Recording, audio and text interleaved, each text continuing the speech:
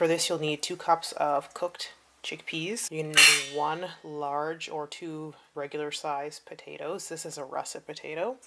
The equivalent of 2 eggs, and I'm using flaxseed gel, half a teaspoon of pepper, half a teaspoon to 1 teaspoon of your favorite herbs. This is a mix of oregano, basil, and thyme. And then I have 1 teaspoon of salt. You may need more or less. You're going to need some garlic, 1 to 2 cloves of garlic, which I have here, about 1 small onion chopped. I'm going to start on the sauteing these onions. Now you can do this raw, but I just think it adds a nicer quality.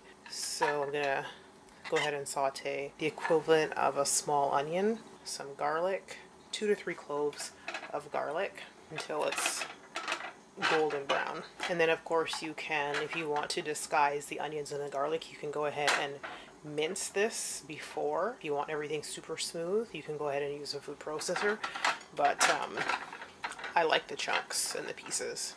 Well, the onions and garlic are sauteing. I'm just going to go ahead and mash these by hand. You can of course use a food processor to get them if you want a super smooth consistency, like if you're making falafels, but I like it kind of chunky.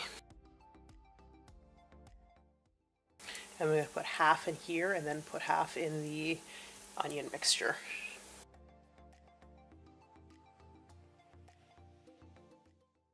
Now that there's some nice color on it, I'm going to go ahead and add the rest of that seasoning and salt.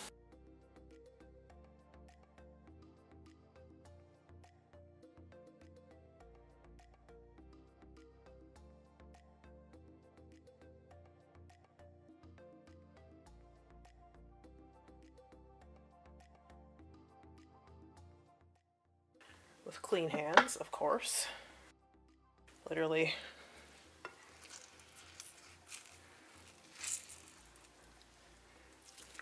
squeeze out the extra moisture. You can do this with a cloth, a clean kitchen towel, or some really super sturdy paper towel, but your hands are clean and you know, cuts and stuff on your hands and long nails to trap dirt, you should be good. Add my flaxseed gel as my egg binder. Just nice and slimy, just like eggs, but without the eggs. Some people add some flour. You can if it's too wet. You can go ahead and add some flour, but I'm probably going to make these pretty small and thin. If you want, you can, like I said, you can add, to this amount of mixture, I would add probably about 2 tablespoons all-purpose flour or gluten-free flour. So for this next portion, I'm just going to go ahead and use, this is about a 1/4 cup of filling per scoop. You can go ahead and use a regular tablespoon if you want to make them bigger or smaller. If you want to make them larger for like a hamburger to replace a hamburger, or smaller if you're doing something for appetizers or for kids, you know, just that, you know, kids generally like smaller things. Fill it, of course, clean hands, and just go ahead and shape them a little flatter because the potatoes do have to cook, so you don't want it too thin. I mean too thick. You can also replace the onion, just don't worry with the cooked portion, and put in like a 1/4 to 1/2 cup of sliced scallions or chives, or you can go ahead and use shallots to replace the onions in the cooked, if you're cooking the onions, all great replacements.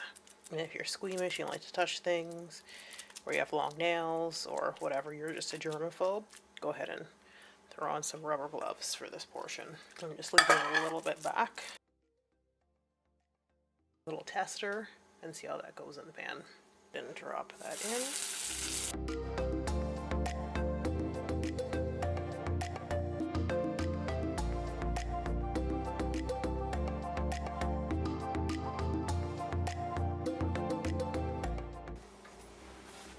And add some nice fresh tomatoes from my garden this year, my patio garden. Just put that on the edge there. And then of course, because I'm obsessed with chives, I'm going to add A few on top of everybody.